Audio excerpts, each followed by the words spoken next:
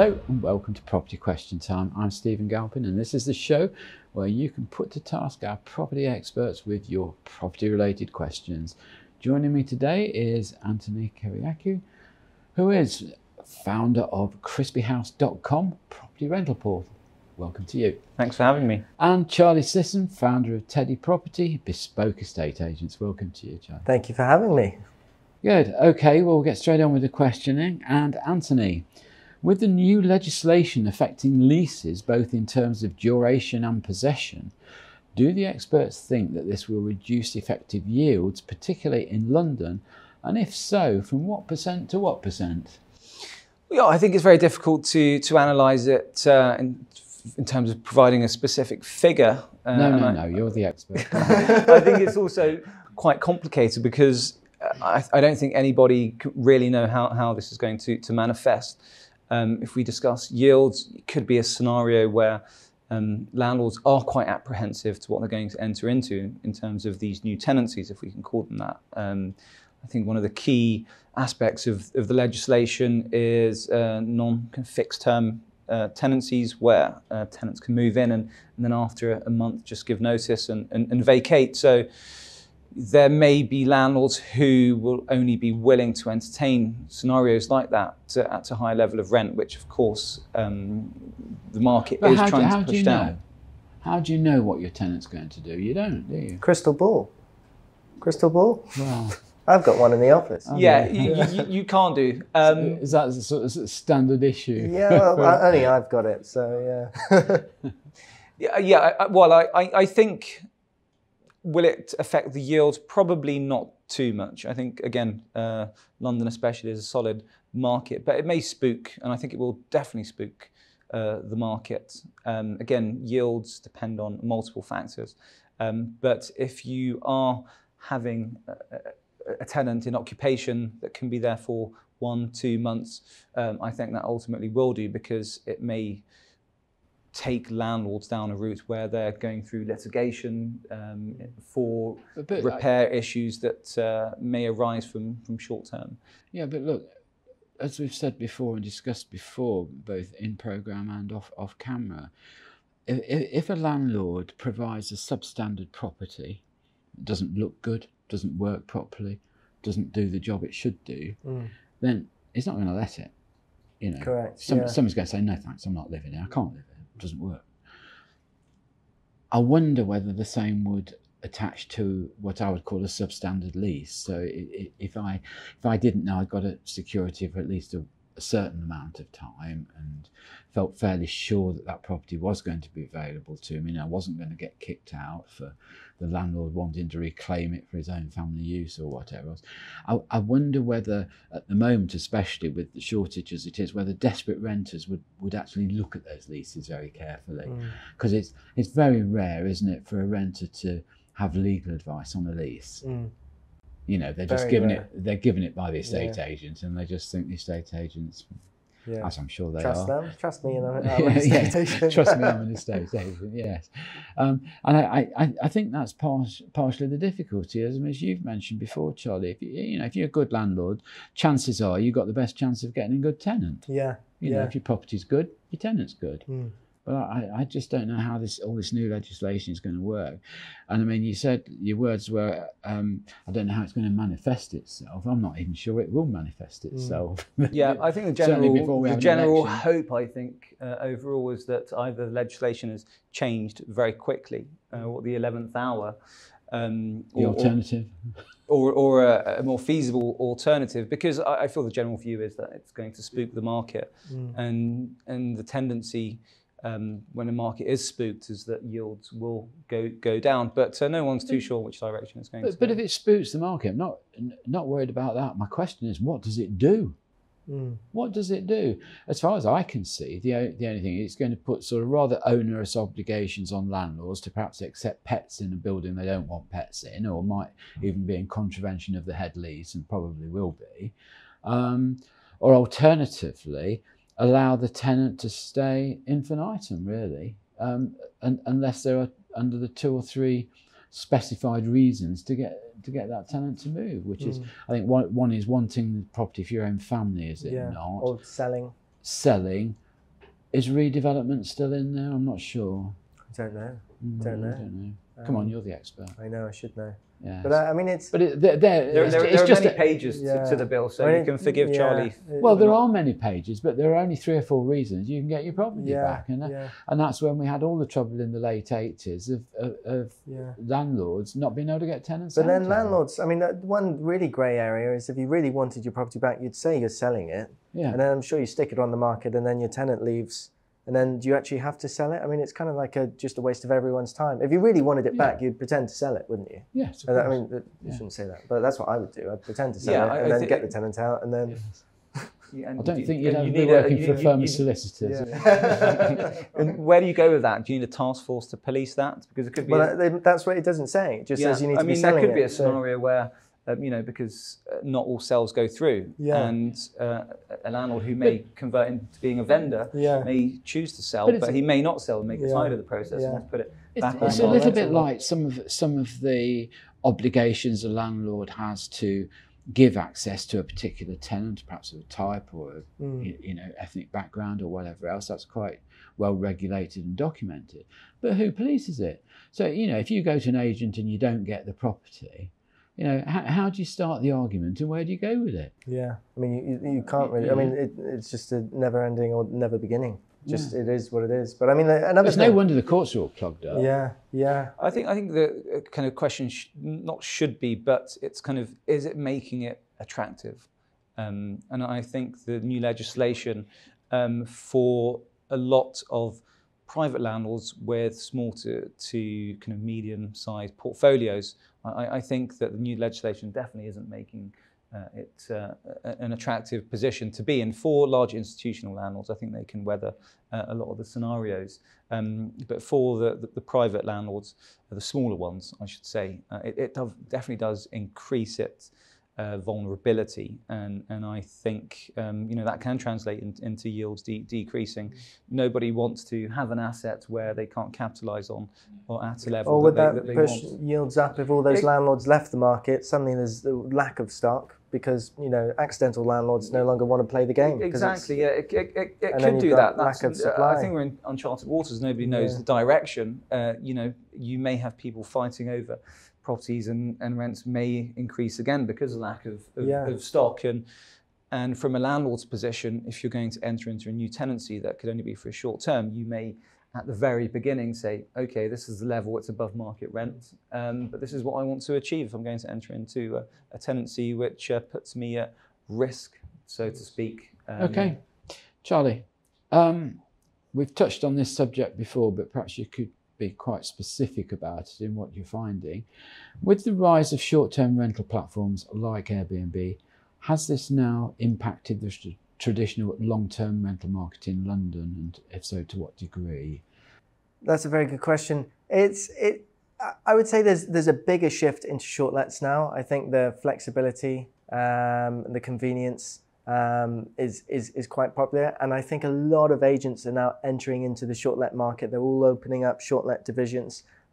So I would say yes, the rise in Airbnb has affected short lets. I think a lot of agents are seeing the value there. From an agent point of view, you can charge a higher fee. So there's some money to be made for the agents there. For the tenant's point of view, it's obviously convenience if you're doing an extension or whatever and you want to rent somewhere for a little bit. And then from the landlord's point of view, obviously if you're getting higher yields.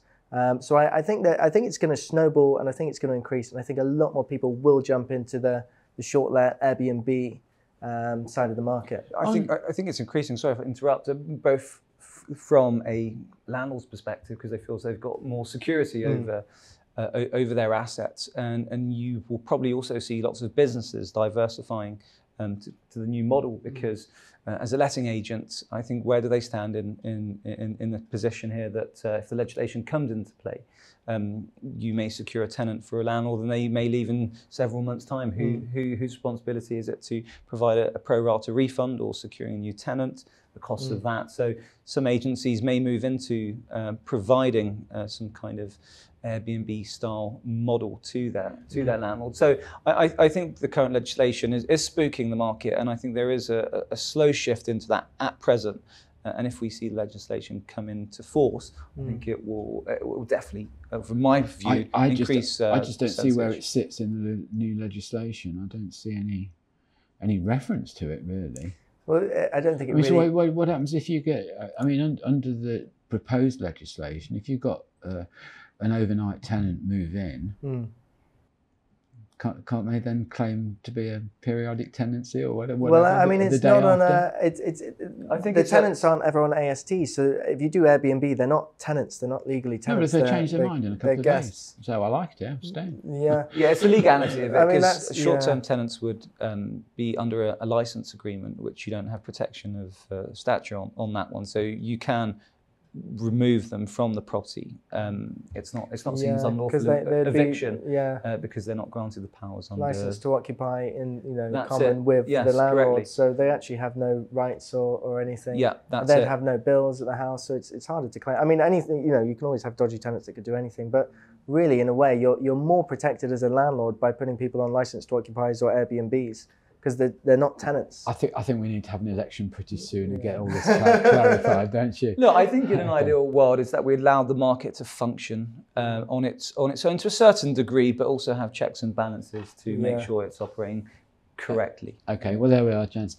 That's all we've got time for in this half of the show. So join me again after the break when we'll be asking Anthony and Charlie more of your questions.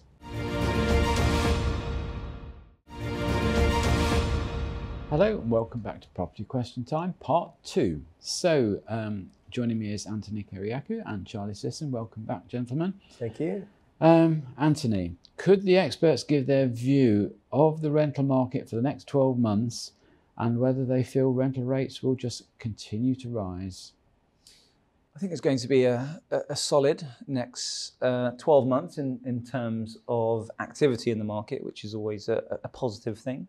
It is a very cyclical market, so during the beginning of the year it's quiet in terms of activity and turnover, and then towards the summer months it does pick up with the kind of student market. You can kind of mainly contribute to it. I think that prices have plateaued, and that started to plateau from the end of the third quarter last year. Will we see rents increase like they did towards the summer last year and the year before that? I would perhaps say no, because I think the market's cooled somewhat. But yes, if you were looking at it through a period of the year, they will start to jump up during the summer months because that is where demand really does start to take off. I see one of the building societies has started doing a £5,000 deposit mortgage scheme. I can't imagine they'll be on their own with that for very long. Everybody else will jump in, won't they, with similar sort of schemes. And that must flatten the rental market a little, surely. Does it have to be freehold houses? It cannot be new build. Yeah. And it cannot, what else was the restriction? I'm not quite sure. I think it had to be a house rather than an apartment. Yeah. So no leaseholds? No leaseholds, no. So you couldn't be you can be purchasing a leasehold within a period building. Okay. No, but that's the first one on the market with £5,000 deposit. I think many of the others will follow. Yeah. And I think the conditions will just get less stringent as time goes on. And I would just hope that just does even out the rental market a little bit. So, I mean, I feel so sorry for young people who are trying to even just rent a property. I mean, we hear stories here, people queuing down the road to look at something, Yeah. So we're talking about a £5,000 deposit in order to purchase a property. Yeah. I mean, it's a 1% deposit. The rates are going to be absolutely mega though on that, and then you've got the risk of going into negative equity. I thought there'd be great publicity about it, but all the press were saying no, this is dangerous because it would only take a slight movement with a 1% deposit. It will only take a slight movement to put you into negative equity. I think my counter argument with that is, well, you're not buying it to sell it, you're buying it to provide yourself a home. So, if negative equity comes along, then just bear with it for a while because it'll come right in the end. I mean, that's been the historic pattern, hasn't it? Yeah, for forever. Yeah. Well, it should have a positive effect then in I hope so. Flattening the peak, so to speak, in terms of the demand.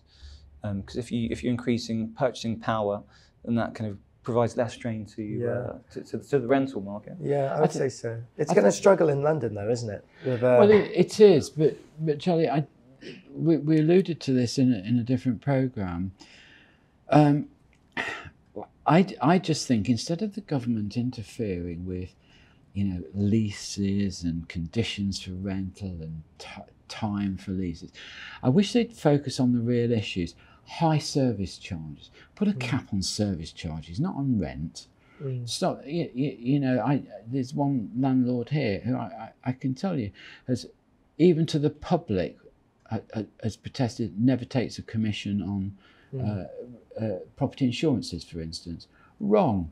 Turned out he had to rebate 10 years of insurance premium payments, So just cap these wretched service charges. We all know buildings have got to be looked after. I'm not against leasehold. It's a sensible and legal way of controlling the quality of the building that you live in. That's fine. But that is a significant factor, service charge. Maybe put a cap on what developers are allowed to do in terms of extra services and sort of things. You get some landlords creaming the service charges and the ground rents like there's no tomorrow. What are ground rents for? Stop it. Yeah, you don't need it. It's pointless. It's only something extra for the developer to sell. Yeah. Well, it is, isn't it? It seems like an archaic system which has just constantly crept in. Yeah. But yes, I think the main issues here are housing stock, right? That's the fundamental problem here. If we're talking about really making an impact to kind of stabilize the market, it's not stifling a private sector, which is to a certain extent operating. There is a system in place, and deregulation came in the early 90s. We have, albeit some people will not agree, but the current AST system does support the system as it is at the moment. I think introducing new legislation is putting us into a scenario which we don't know what's going to happen, which way the market will swing. I think ultimately what everybody wants is less heat in the housing market, and in order to offset that heat, you need more availability, more stock. And you do, but also if you have a government that's intent on legislating about property, then I just have one simple request: have people that are creating this legislation that know about property. That's a very good point. And no one's thought of that. Well, that's really wow. You've solved it. Well, I mean, look. Number one, we've had 16 housing ministers in 10 years. So how on earth do you get consistent policies? It's one of those jobs where you either get it when you're on the way up or on the way down. It's not even a cabinet position, although it's so important according to the parties. And really, where do the government get their guidance from? There's no relationship between a minister having a skill in a particular industry to the brief that he gets. You've got somebody running the national health. Are you saying that that one of the ministers had an epiphany one day and just thought up this legislation? It does feel like that to some extent. I think that's absolutely right. Yeah. I'm sorry, it's just right. It does feel like that to some extent, because if you step back a bit, it's not creating confidence in the market, and that's for the private landlords, developers, and also industry that leads it. Don't exist. Yeah, that's the issue. Looking for sound bites, looking for votes, looking for something that aren't the problem. I mean, they were going on about rental caps not so long ago. Yeah. It's failed in Scotland. It's failed in Ireland. It's failed all over the world. It's interesting that you say it's for a problem that doesn't exist. Now, our particular product, every time I want to kind of make a change to it, we discuss what's the use case, what's the problem is it solving, and I think perhaps that exercise may have been kind of missed for this particular legislation. I think so, for sure. What do you think, Charlie? I think so. I mean, it's a tricky one, because you're right. We're trying to fix a problem the problem, I guess, is London as well is very different to the rest of the UK, and I guess we've all got this little bias because we're in London. So London is distorted to the rest of the UK, and yes, we need more homes, but at the same time, you're trying to live and afford, one of the most expensive cities on the planet, which I guess sometimes we actually forget. And you can't just be, obviously not everyone can afford it. And I think that's the biggest problem of all is taking a step back and working out where we are and what we're doing and how do you solve that problem. I mean, it is an unsolvable problem. So passing it around and blaming everyone else is probably not the right way to go. Okay. Right. Well, look, Charlie, you've got the honour of the last question of the programme, which I'm sure you'll be able to help us with. What are some of the emerging trends you're noticing in the London rental market, particularly in terms of popular neighbourhoods or types of properties? That's a good question. I'd say one thing that I've really, really, really noticed since COVID is prior to COVID, everywhere was popular. After COVID, high streets, coffee shops, restaurants, life seems so much more popular destination. Everyone wants to be able to walk to a coffee shop now. And I really think that's everything. We showed so many tenants, so many different things. And the number one piece of feedback is, I want to be close to life. I want to be close to a coffee shop. I want to be close to my friends. And I think that's a trend that probably won't go for a very long time now. And I know everyone was talking about outside space and gardens, after COVID, but it really is now proximity to life and coffee shops and high streets. And I think that's so important now. But there's some contradictions here. I mean, when we were going through COVID, it was very difficult for us. We couldn't have people into the studio without silly screens everywhere and, all sorts of things going on. And one of the things that people were saying to me when they were coming in, saying, people are so fed up with being locked in their homes in London. They want to go out to the country. And I say, how's that looking on the stats?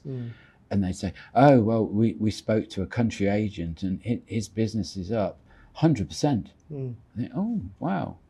But then you've got to remember, whereas perhaps the London agent down here is doing 30 properties a week, the one in the sticks is probably doing 2. Now he's gone to 4. So he's now 3 or 4, So it's very difficult to compare. I'm not quite sure how the stats worked on all that. And then, of course, you've got all these people here, all the big lawyers and banks and accountancy firms saying, hold on a minute. The infrastructure around us is shutting down. There are no coffee shops open. There's no sandwich bars and all the rest of it. That's causing a difficulty. So, it's probably just as well our people are at home. But now, of course, they're saying, hold on a minute. We've rented this 60-storey building, offices on every floor, every facility you can think of, and all these little monkeys want to stay at home. We're saying that the trend generally is working back in the office, living more in a vibrant area, more things to do. Because that's generally the appeal of London, isn't it? London is a city for work and entertainment, essentially. Isn't it? Well, I remember living out at Henley for some time, and I mean, somebody said to me once, I couldn't live out of London. I'd miss the pavements. It has a real charm. But I think there's some key points there. People moving back to areas which, has immediate life to it and entertainment, and also these local economies also depend on it. They do. As you alluded to, that offices close to your building here, the local economy is reliant on that trade, and that trade only exists with people coming to work and living close by. So I think it's positive. It's a positive trend that's kind of going back to how it was. Good. Okay. Well, on that note, we're going to close the programme. So thank you very much, Anthony Kyriacou. Thank you very much for coming in. You're very welcome. Thanks for having me. Charlie Syson, thank you for coming in. Thank you very much. I'm Stephen Galpin. Join me again next time on Property Questions.